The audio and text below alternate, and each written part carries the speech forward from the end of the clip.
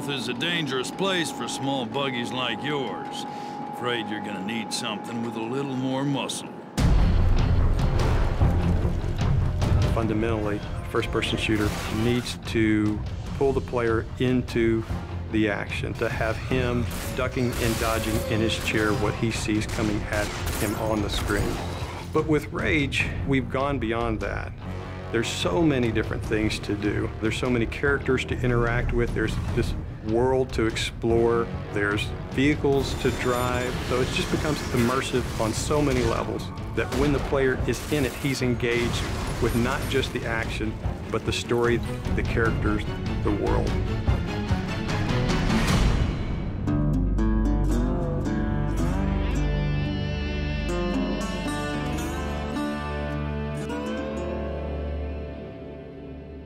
The Wasteland in Rage is kind of like a plate that the rest of the game sits on. As you travel around, you'll discover that there's these entrances to bandit hideouts and mutant caves and old sewers and things. Listen, don't you go trekking around down there without some serious firepower. In Rage, we try to make the game open but directed. Player choice is very important in Rage. The Wasteland is more than just a setting for the story. It's its own gameplay level, for lack of a better word. It's the thing that stitches the story and it stitches the action all together. We want you to follow this action movie experience, but we allow you some freedoms to kind of explore different things. Each of the missions does kind of surround the story. For instance, we have an electrobolt for the crossbow weapon. Electricity, water, that makes sense.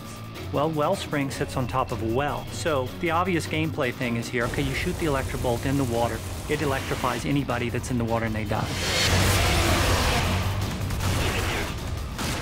As you travel through the Wasteland, you meet very interesting, very over-the-top characters. Great! Muy bueno! We are simpático, eh? And we feel that creating memorable characters that offer you memorable missions really kind of helps drive the whole experience forward.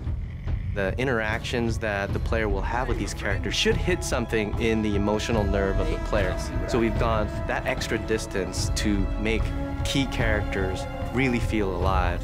So you know when you go talk to Dan or the J.K. Stiles, the producer of that crazy TV show, or the sheriff, you forge these relationships with them. And they give you lots of bits of the story, but you live through the rest of those elements. We felt that crafting interesting people made everything fit together. I know you got questions, but we gotta get moving. You're driving across these landscapes and you're going visit people here and they're giving you jobs to do. So I hear you have a message from our friend Dan. Let's have it then. One of the things that we discovered with Rage is when people saw us drive around, shooting other cars, they immediately said, I want to do that in multiplayer.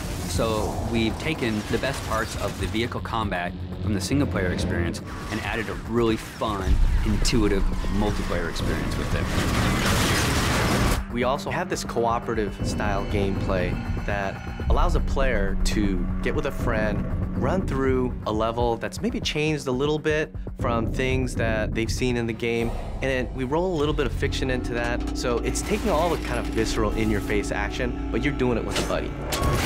We really have the best of both. We have great co-op missions and some great vehicle multiplayer. We want to provide this smorgasbord of different things that the player can do so that they can become immersed with other things rather than just a critical story path. But if you want, you can go to the store, get a couple more grenades, outfit yourself with some new ammo types, jump back in the car and head for the next action. And we're okay with that.